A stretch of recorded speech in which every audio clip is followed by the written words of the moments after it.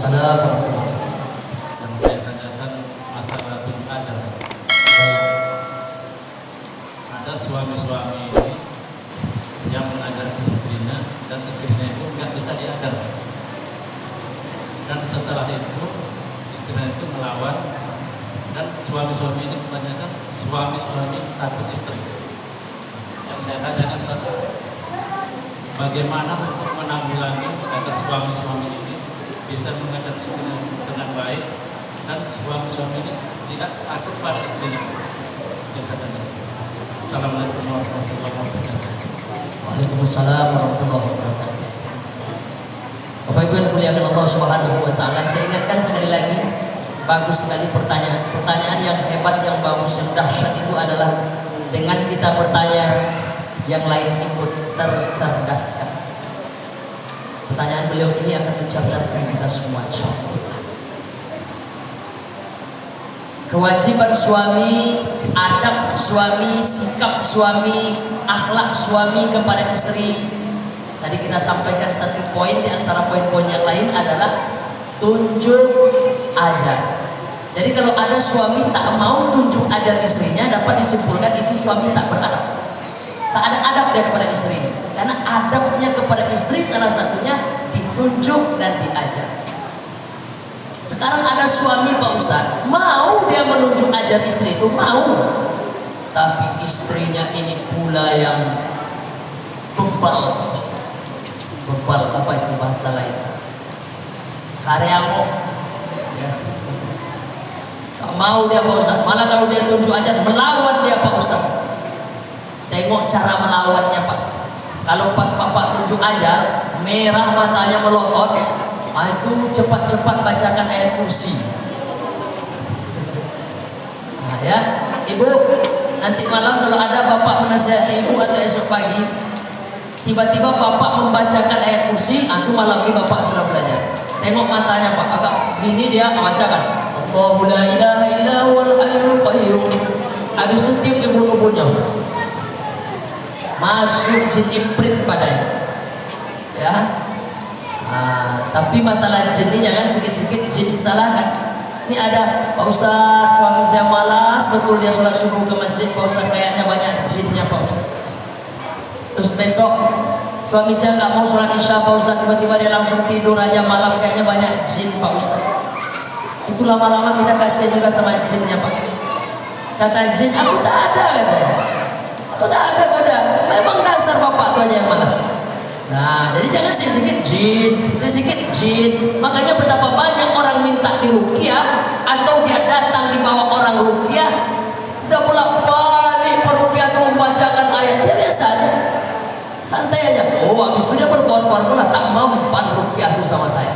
Karena memang bukan jin yang menggoda, dasar bapak, dasar ibu. Jadi jangan ya. Ya sayang aja nggak ada komisi perlindungan jin. Kalau ada komisi perlindungan jin dan banyak kita dilaporkan. Komisi perlindungan anak dan perempuan ada. Nah, yang kedua, tak mau dia Pak Ustadz dinasehati. Ada tangganya Pak. Maaf Ibu, tolong disimak. Ini tangganya. Tangga pertama, saya tunjuk ajar dia Pak Ustadz. Pasti yang baik-baik ya, yang baik-baik. Ibu, nanti besok masuk ada perempuan, seorang istri pada suami. Ikuti suami dalam perkara yang baik. Jangan taat sama suami terus membabi buta lurus-lurus tabung. Nah, tiba-tiba jam 12 malam ibu dibangunkannya, bu bangun. Ngapain kita Pak? Dudukkan lilin lagi, buat apa? Ngepet kita. Jangan mau. Jadi dalam yang baik-baik. Ketika dinasehati Pak Ustadz, ditunjuk ajar Pak Ustadz, tak mau dia. Sabar Pak. Jangan putus asa. Besok ulang lagi. Enggak juga Pak Ustadz, ulang lagi. Enggak juga Pak Ustadz. Tangga pertama setelah dinasehati tak bisa, masuk tangga kedua. Apa? Dia punya wali, ibu punya wali. La nikaha biwaliyun, tak ada nikah kalau dia tak ada wali. Ingat, tak ada nikah bagi orang kalau tak ada walinya. Artinya apa? Wali itu wajib dalam prosesi akad nikah, pernikahan. Jadi wali ibu itu siapa? Ibu ingat, wali nasab ibu tahu enggak? 6.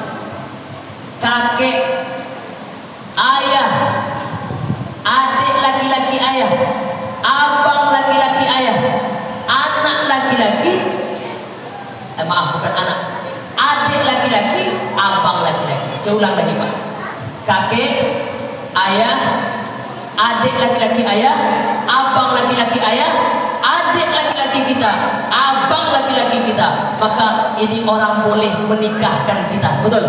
Nah, itu wali ibu. Bapak lapor sama wali, Pak, gimana nih ceritanya Pak?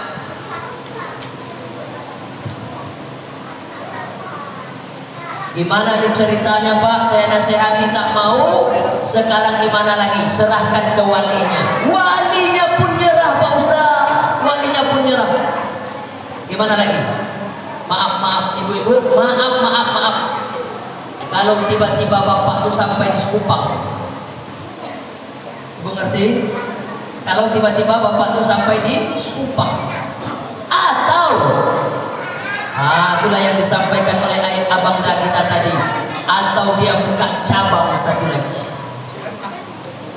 Jadi sebenarnya kalaulah bapak-bapak ini Masya Allah punya istri-istri yang solihah di rumahnya, punya istri-istri yang kalau wasurami nampak situasi dingin, sampai di rumah terasa sejuk luar biasa. Sejuk karena akhlaknya, sejuk karena adabnya, sejuk karena tutur katanya, sejuk. Tak akan dia cari suaka baru untuk menenangkan hati dan perasaannya.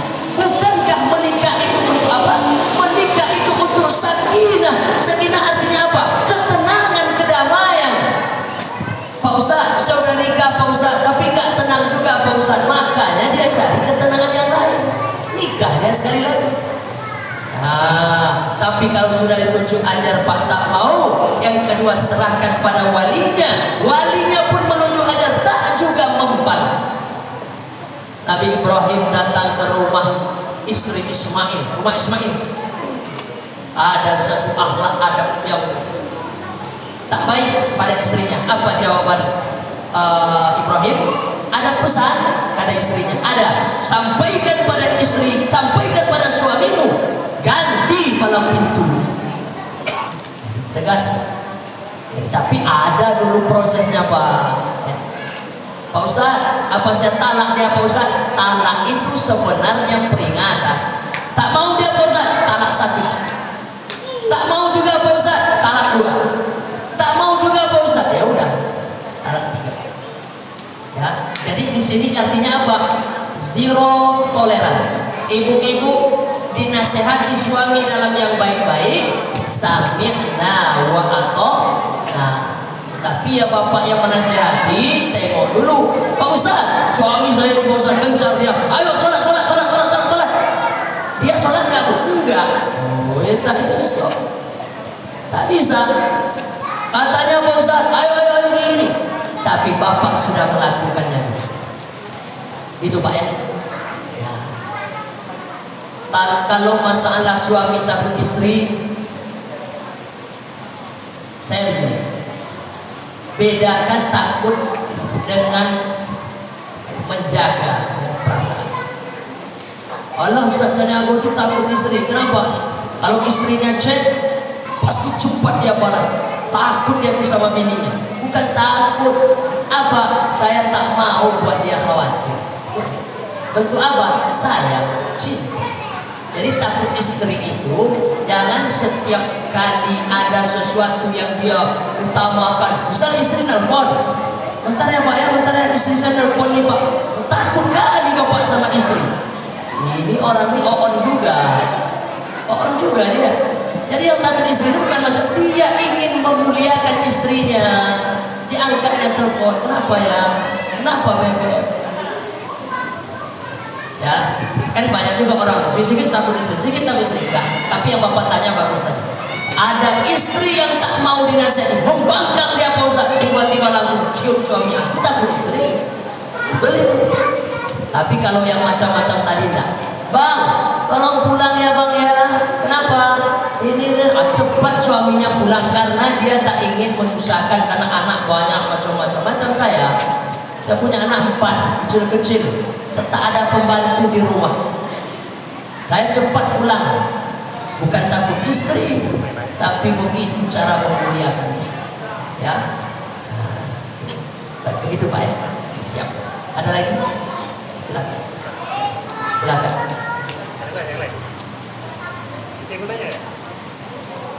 Ibu-ibu kalau tak bertanya lewat ini boleh lewat kertas ya. Kita punya waktu sampai jam 10. 10 menit lagi lebih kurang. Bismillahirrahmanirrahim. Assalamualaikum warahmatullahi wabarakatuh. Waalaikumsalam warahmatullahi wabarakatuh. Tadi Ustaz jelasin bahwasanya seorang istri adalah termasuk dari ayat-ayat Allah yang tidak tertulis. Begitu mulianya seorang istri. Tapi dalam berumah tangga ketika terjadi perselisihan antara seorang istri dan seorang ibu, kita antara menantu dan mertua, gitu. Manakah sebagai seorang suami yang harus kita bela? Apakah ayat-ayat Allah yang tadi atau orang tua kita yang melahirkan kita? Nah, itu kan dilema bagi seorang suami. Mohon penjelasannya. Terima kasih. Assalamualaikum warahmatullahi wabarakatuh. Waalaikumsalam warahmatullahi wabarakatuh. Baik. Oke, anak-anak tenang dulu sebentar nak. Oke, tenang dulu sebentar ya. Ini sesi-sesi yang krusial ini. Tak terbahaskan dalam materi, tapi diingatkan dengan pertanyaan membaguskan. Ini pertanyaan yang juga dahsyat. Artinya bertanya lalu yang lain akan ikut tercerdaskan. Pak Ustadz, ya, istri kata Pak Ustadz tadi ayat-ayat Allah yang tidak tertulis, tidak berharokat, tidak berbaris, tidak berhuruf. Tapi karena itu ayat Allah maka wajib kita muliakan, kita hormati. Betul, tak salah lagi. Tapi Pak Ustadz ketika ayat-ayat Allah ini berseteru dengan emak kita Pak Ustadz, berseteru dengan ayah kita Pak Ustadz, yang dulu emak itulah yang meregang nyawa melahirkan kami Pak Ustadz, bersimbah darah, bertaruh nyawa dia. Lama dia Pak Ustadz tak bisa tidur, telungkup, harus telentang aja. Kenapa? Karena perutnya besar. Bahkan dulu Pak Ustadz disobek, ibu paling tahu lah, sobek, sesat. Susahnya Pak Ustadz. Sekarang terjadi perselisihan. Pak, saya belum masuk ke poin itu. Saya sampaikan yang tadi dulu. Demi Allah, kalau istri itu mau ditunjuk ajar, mau dia ditunjuk ajar, mau dia mendengarkan ilmu dan pengajian, tak ada akan terjadi masalah. Ini kita bicara dalam ideal ya. Ideal dulu, idealnya. Makanya ada tadi tunjuk ajar, ada tausiah pernikahan, bagus. Dikasih tahu dulu, ini namanya ini, nah ini namanya begini. Saya sampaikan kemarin, ketika seorang suami menjabat tangan bapak mertua, tadi ayahnya satu sekarang jadi dua, tadi emaknya satu sekarang jadi dua. Perempuan gimana pun sama, tadi ayahnya satu sekarang jadi dua, tadi emaknya satu sekarang jadi dua.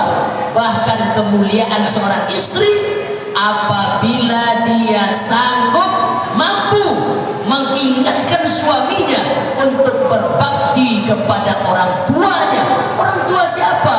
Bukan orang tua ibu, orang tua yang dulu meregang nyawa melahirkan dia. Istri yang baik, istri yang salihah, apabila dia sanggup, apabila dia mampu mengingatkan suaminya untuk berbakti kepada kedua orang tuanya. Lalu kalau begini ceritanya, di mana masalahnya dia akan berseteru? Kan begitu ideal, idealnya begitu.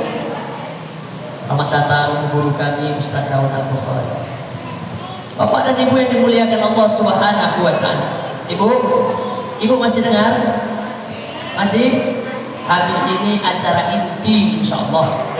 Habis ini acara inti Pak. Ini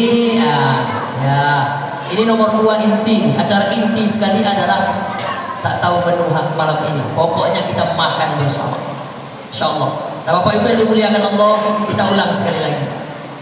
Kalau memang terjadi perseteruan, pasti ada kabel yang konslet sebelumnya. Apa itu?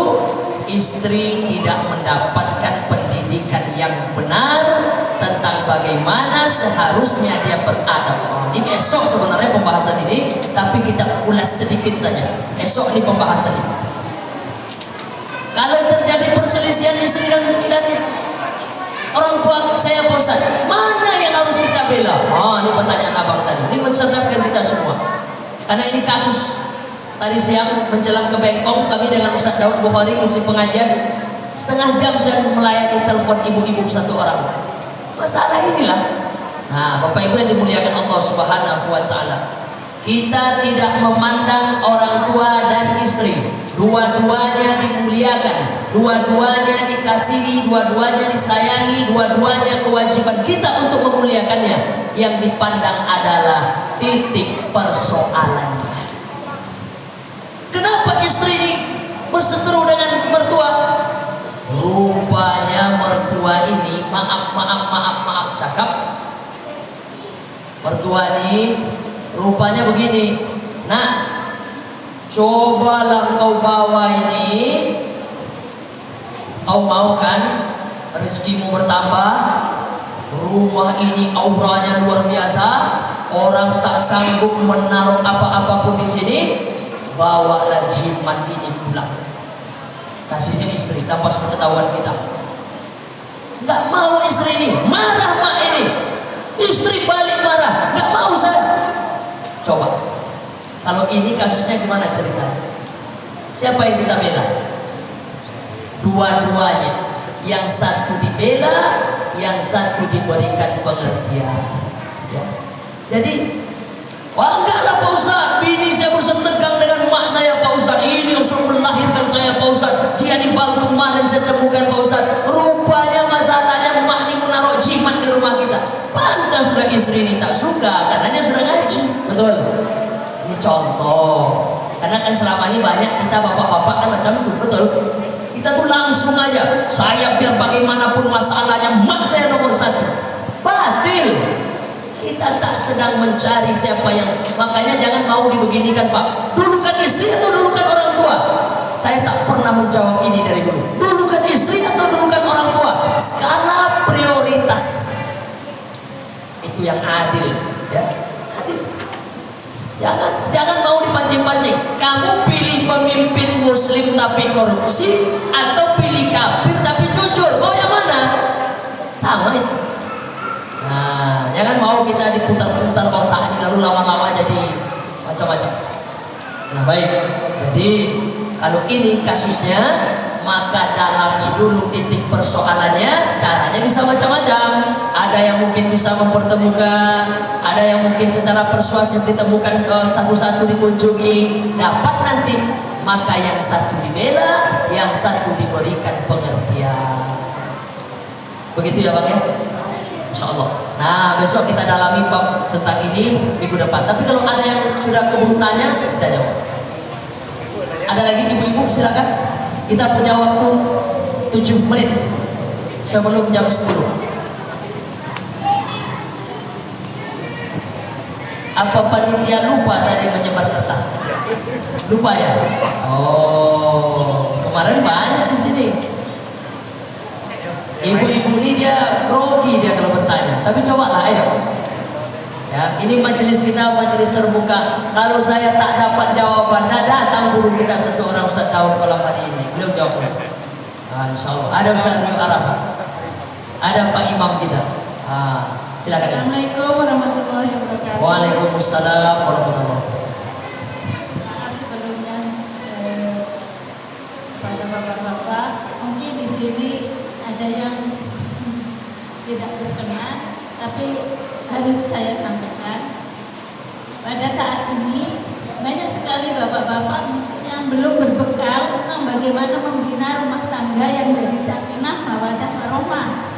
Akhirnya jadi di dalam rumah tangga itu sering terjadi ketimpangan-ketimpangan. Jadi untuk penyelesaiannya ini seharusnya bapak-bapaknya ini memang harus ngaji gitu ya. Tapi untuk ngajak bapak-bapaknya untuk ngaji ini susahnya minta ampun, itu bagaimana itu. Jadi penyelesaiannya di luar misalnya yang nggak bisa diajak ngaji itu dengan cara bagaimana itu. Kadang istri menyampaikan itu belum tentu bisa diterima. Nah seperti itu aja Ustaz. Terima kasih. Assalamualaikum warahmatullahi wabarakatuh. Waalaikumsalam warahmatullahi wabarakatuh. Baik, bagus ya. Saya ingin ada ibu-ibu yang seperti ini juga yang lain, ya, berani bertanya, kemudian bertanyalah sesuatu yang akan mencerdaskan yang lain. Bagus sekali, makasih Ibu. Pak Ustadz, kata Pak Ustadz tadi, sopirnya, masinisnya, nakodanya, saya nggak tahu tuh sampai sekarang supir pesawat Pak, apa namanya? Pilot, oh iya maaf, pilot. Pilotnya, masinisnya bawa kereta api. Suami kata Pak Ustadz, betul. Tapi sekarang suami itu Pak Ustadz, dia juga yang tak punya bekal untuk membawa penumpang-penumpang. Ketika dia disuruh ngaji Pak Ustadz, diminta ngaji, bapak tuh pula tak mau. Ini sebenarnya pertanyaannya bolak-balik yang tadi juga. Suami nunjuk ajar istri-istri, ya tak mau. Istri malah ingin nasihati, bang, ayolah pergi pengajian bang, dengarkan Ustadz bang. Dia pula tak mau Pak Ustadz.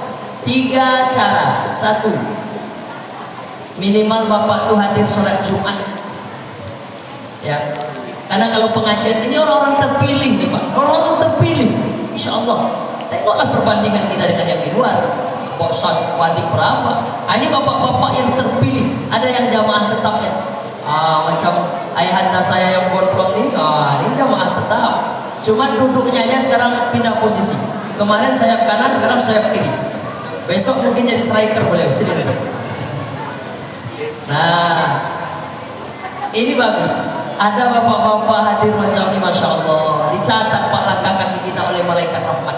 Nah, kalau tak mau Pak Ustadz datang acara macam minimal sholat Jumat Pak. Kenapa? Karena di situ ada kewajiban khatib mengingatkan 15 menit. Tapi sayangnya waktu yang pendek itu pula yang bermasalah. Apa tuh Pak Ustadz? Khatibnya berapi-api di atas mimbar, bapaknya berair-air pula di bawah.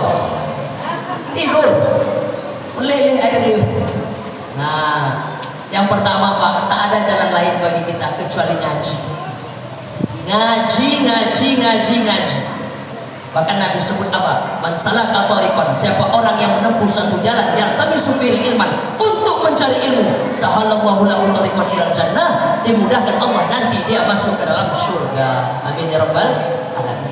Nah, itu yang pertama. Yang kedua, bapak tuh tak mau dinasehati kalau saya yang ngomong Pak Ustaz. Bu, suami ini kadang, maaf ini saya sampaikan psikologis suami yang normal ya. Kami itu agak tinggi sedikit egonya. Kan kami pemimpin. Makanya ibu melawan suami jangan pakai kekerasan. Saya ingatkan, ibu melawan suami jangan pakai kekerasan. Contoh, ibu marah, ibu pergi ke dapur, ibu ambil piring, ibu pecahkan satu. Ibu bisa pecahkan satu piring, kami bisa robohkan tulang piring. Betul? Yang kedua, ibu marah, lalu ibu banting pintu, bang, kami rumah itu bisa roboh. Jadi melawan suami tidak dengan kekerasan. Bang, abang, nggak bisa. Ini sebenarnya bab besok ya bang ya. Tapi kita buka jadi sedikit. Tak boleh melawan suami. Ini adabnya kepada suami. Sebongkar sedikit malam ini. Pertemuan ke depan kita ulas lebih dalam.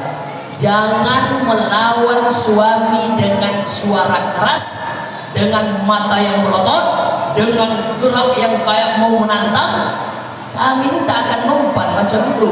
Terus gimana? Cara menasihati suami dua. Yang pertama dengan suara yang lemah lembut. Yang kedua dengan uraian air mata. Sepreman-premannya orang, kalau sudah menengok istrinya menangis, luluh hati. Betul Pak? Iya. Satu dua yang cerita sama saya, preman. Saya satu aja kelemahan saya bosan. Apa itu? Nengok istri nangis. Jadi ibu, apalagi dua-duanya berkombinasi, sudahlah suaranya lembut, menangis pula. Coba aja dulu, ya. Suami menasihati ngaji gimana caranya? Pertama, awalnya minta untuk hadir sholat Jumat, bang. Nanti jangan tidur ya bang ya, jangan tidur. Belikan bapak itu obat supaya jangan tidur. Tak tahu kalau obat tidur banyak, obat supaya jangan tidur tak tahu lah. Pokoknya dia buka matanya. Khatib menyampaikan, itu dapat ilmu. Yang kedua, nasihati suami untuk mau pengajian dengan uraian air mata dan suara yang lemah lembut. Yang ketiga, doakan suami, doakan. Ibu, suami pergi kerja, itu ibu doakan, itu doa ibu dikabulkan Allah. Doakan, kapan kami berdoa terbaik untuk suami Pak Ustaz? Sepertiga akhir malam. Ibu doakan suami dalam sholat tahajud. Tapi doanya, sholatnya jangan jauh-jauh dari tempat tidur. Jangan di halaman ruangan tengah, tidak usah. Ibu sholat tahajud gelar tikar dekat tempat tidur. Sholat sunat wudu, sholat sunat hajat, sholat sunat tahajud, sholat sunat witir. Lepas itu angkat tangan. Pak, dengarkan. Nanti kalau ada istri kita doa, ini karena dia amalkan ini. Ibu angkat tangan. Sudah saya suruh sholat Jumat, Ustaz, nggak mau dia. Sudah saya suruh pengajian, Ustaz, apa lagi? Tambah membangkang, Pak Ustaz. Ibu doakan dalam tahajud. Apa doanya? Ya Allah, sampai kapan aku tidur sama Fir'aun nih ya Allah?